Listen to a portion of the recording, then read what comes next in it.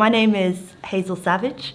I'm the CEO and co-founder of Musiio, which is an artificial intelligence company for the music industry.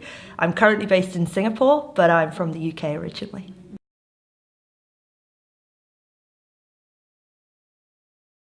I didn't intentionally come out of university where I studied politics thinking that I would work in the music industry. I was a musician. I've been playing guitar since I was 13, but I always kind of just thought it was something I did on the side. And then eventually it just kind of turned into a part-time job, to a full-time job, to an even better full-time job, and it just kept going. And now I'm at that point where I'm like, it's probably unlikely I'll suddenly go and work for an airline because I've been doing it for so long. I was very lucky. I got a job for a small startup called Shazam, which went on to be a huge global success.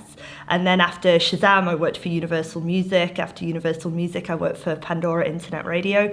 And after Pandora, I worked for BandLab Technologies in Singapore. And now I run my own company. I think the kind of common theme has always just been around digital and around tech and around thinking about how can we use the very latest in cutting edge technology to benefit a part of the industry, whether that's the consumer, the artist, or now the industry itself. That's what I'm interested in, the very latest. What's the next thing? The thing that makes some people slightly uncomfortable. That's what I want to work on.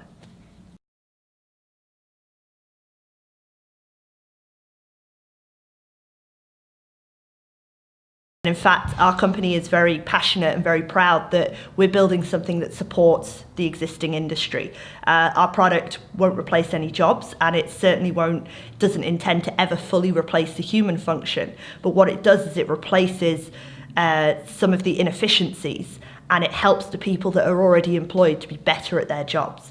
But what we used to say is 10 years ago, if you wanted to release some music, it was very difficult. You had to get in a recording studio, it was very expensive. Subsequently, there weren't that many tracks that were released. However, these days, Spotify even confirmed they have 30,000 new songs uploaded to their platform every day.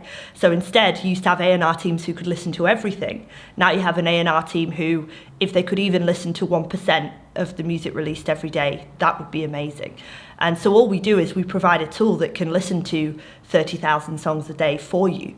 And based on what you would like to hear, it just acts as a big filter. It still will be a human at the end of the day who makes that decision, who says, we're going to sign this artist, we like this artist, we're moving forward. But really it's just a tool that can help people be more efficient, because our customers tell us all the time, we miss stuff, we miss out on stuff. There was a great artist, we never found them. So the ability to just be really efficient in that space is what we do with AI. What do I think Europeans can learn? One advantage I think Singapore has, or that Southeast Asia has, is more the diversity in people. So, my co-founder is Swedish, but our back-end developer is Indian. Our front-end developer is Chinese Singaporean. We have a new music intern starting who's Malay Singaporean. And you don't often see that level of cultural diversity in Europe. And I think some of the best developers are coming out of India and are coming out of China and Southeast Asia. And I think that Europe would benefit and move quicker if they had access to this talent pool. But obviously I'm very glad that they don't, because then that means that we get the advantage there. Figuring out the true monetization and how the business exactly fits together is still a work in progress. We have seen, the industry has had an uptick in profits for the last few years, but there's still a long way to go till it gets back to the high revenues of 1999. So I think monetizing and perfecting is the next part of what's happening. But I think acceptance and education that's pretty good.